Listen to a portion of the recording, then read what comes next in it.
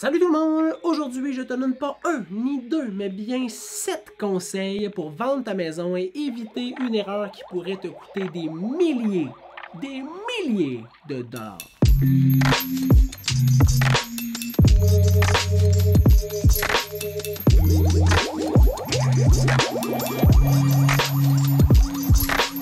Pour ceux qui ne me connaissent pas, je m'appelle François Bérard-Dubois, courtier immobilier résidentiel en Estrie depuis plus de 5 ans. Et aujourd'hui, on va passer au travers des 7 conseils que j'ai pour vous pour ne pas perdre des dizaines de milliers de dollars sur la vente de votre propriété. Parce que, oh oui, peut-être que toi, tu cherches à vendre ta maison, puis il n'y a personne qui aime ça, perdre du cash. Et commençons immédiatement. Premier conseil, avoir l'évaluation la plus juste possible sur la valeur de ta propriété. Avant, on pouvait reculer jusqu'à 24 mois pour essayer de trouver des comparables très similaires puis faire la valorisation de ta maison, mais présentement, le marché depuis la COVID, j'aime pas parler de COVID, mais il faut contextualiser là. Depuis la COVID, le marché va tellement vite que tu peux pas prendre une maison qui s'est vendue il y a 2 ans. Idéalement, tu prends une propriété qui s'est vendue dans les 3 derniers mois, les 6 derniers mois maximum, et tu essaies d'avoir la propriété la plus similaire à la tienne. Ça veut dire que si tu as un jumelé avec 3 chambres, 7000 pieds carrés puis pas de garage, tu peux pas aller prendre le même genre de jumelé avec un garage et dire ouais, un garage ça vaut à peu près 20 000 $. Ça vaut peut-être 20 000 $ sur un papier, mais pour un acheteur, ça vaut peut-être plus que 20 000 $, puis vu qu'il n'y en a peut-être pas beaucoup, ben ça vaut peut-être plus que 20 000 $. Fait que le truc, une maison qui est très similaire à la tienne, qui s'est vendue v'là pas longtemps, dans un secteur qui est aussi demandé, et bingo, tu risques d'avoir la bonne valeur sur ta propriété.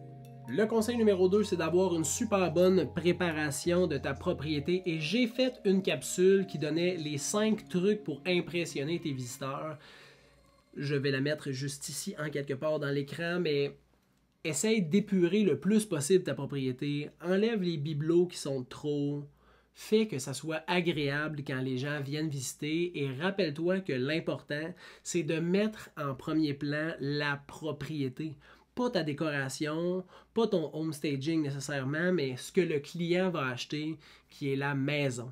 Si tu es capable de faire ressortir les points positifs puis l'ambiance agréable de ta propriété, tu risques d'avoir réussi la préparation de ta maison.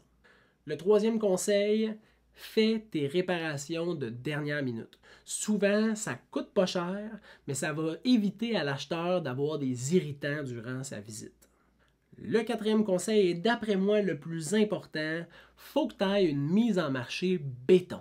Écoute, l'Internet, c'est une marée, un océan de bruit, puis tu veux que toi, tu réussisses à te discerner de toutes les autres propriétés qui sont en vente.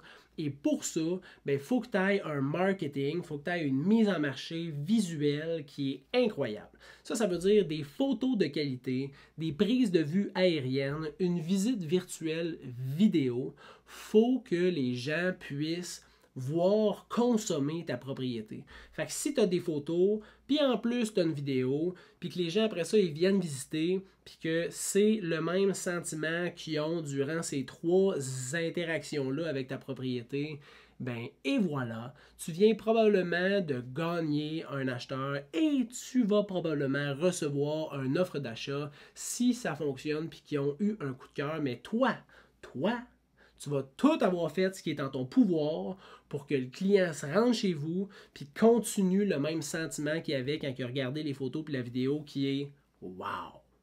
Le 5e conseil, c'est simple, facilite la visite des acheteurs. Fait essaye de ne pas mettre des plages horaires weird de quand les gens peuvent venir visiter, mais là, ils peuvent pas là, puis idéalement, là, on met toutes les visites en même temps. Laisse la possibilité aux acheteurs de venir visiter dès qu'ils peuvent. Ça va aider à augmenter le nombre de visites sur ta propriété. Puis si c'est facile de venir visiter, puis qu'en plus ils ont un coup de cœur, il y a des bonnes chances que le processus soit fluide. Puis quand quelque chose est fluide puis que c'est facile, c'est tout le temps plus plaisant.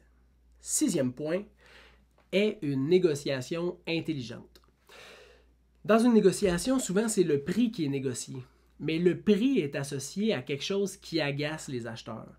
Est-ce que c'est quelque chose sur le bâtiment, une réparation qui doit être faite? Est-ce que c'est parce que la prise de possession n'est pas avantageuse puis ça engendre des frais? Essaye de savoir pourquoi il y a cette négociation-là. Puis à partir de là, peut-être que tu vas pouvoir venir aider l'acheteur en faisant ces réparations-là, en changeant ta prise de possession, peu importe, mais tu vas avoir au moins une compréhension de pourquoi il y a une négociation. C'est pas toujours l'aspect financier qui est important. Des fois, c'est quelque chose qui vient agacer l'acheteur, qui est autre chose que les dollars payés.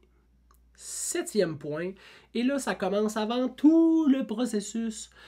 Trouve un courtier qui charge un taux de rétribution qui fonctionne avec tes attentes. Pour une maison de 300 000, 6 % de rétribution, c'est 18 000 $ plus taxes. 4 % de rétribution, 12 000 $ plus taxes. 2 % de rétribution, 6 000 $ plus taxes.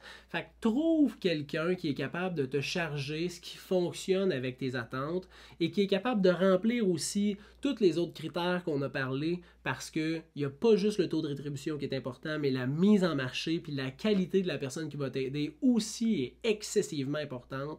L'expérience de ce courtier-là va venir faire la différence dans ta transaction, mais tu as la possibilité de pouvoir magasiner la personne qui va t'aider. Fais-le donc. Donc aujourd'hui, on a passé au travers des 7 conseils pour ne pas perdre des milliers de dollars dans la vente de ta propriété, que ce soit le choix de ton professionnel, que ce soit une mauvaise évaluation au départ ou une mauvaise préparation de ta maison. Prends le temps de bien faire les choses. Je te le dis, c'est des gros sous que tu laisses sur la table si tu ne prends pas bien le temps de faire ta préparation pour mettre ta maison sur le marché. Je te souhaite une excellente journée, soirée, fin de semaine, tout dépendant c'est quand tu écoutes la vidéo. J'espère que cette capsule-là t'a donné de l'information pertinente pour t'aider dans ton prochain projet de vente immobilier. Je te souhaite une bonne journée.